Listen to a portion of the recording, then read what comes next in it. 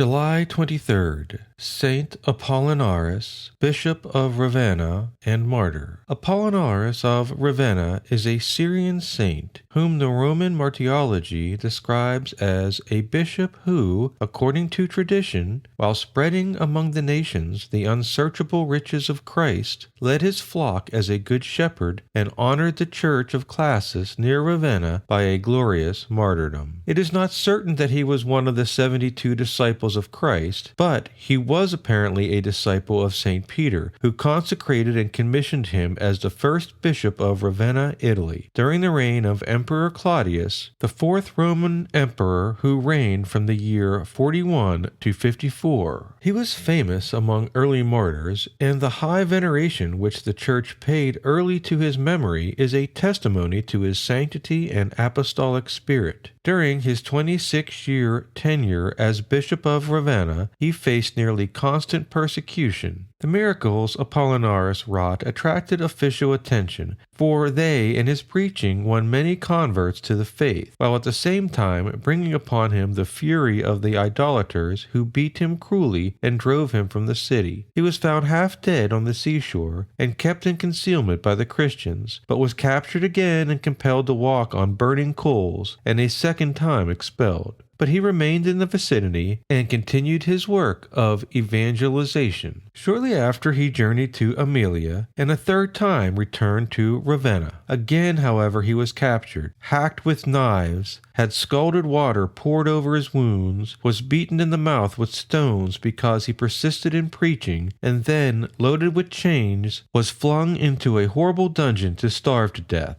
But after 4 days he was put on board a ship and sent to Greece. There the same course of preachings and miracles and sufferings continued, and when his very presence caused the oracles to be silent, he was, after a cruel beating, sent back to Italy. All this continued for 3 years, and a fourth time he returned to Ravenna. By this time Vespasian was emperor, and he, in answer to the complaints of the pagans, issued a decree of banishment against the Christians. Apollinaris was kept concealed for some time, but one day when he was passing out of the gates of the city, he was set upon and savagely beaten, probably at Classis, a suburb of Ravenna, but he lived for 7 days, foretelling meantime that the persecutions would increase, but that the church would ultimately triumph. There we have Saint Apollinaris, disciple of Peter, bishop, and martyr. His relics are at the Benedictine Abbey of Classis, Ravenna, and in St. Lambert's Church, Düsseldorf, Germany. He is the patron saint of epilepsy, gout, the Archdiocese of Ravenna, Italy, and 6 other cities. Reflection.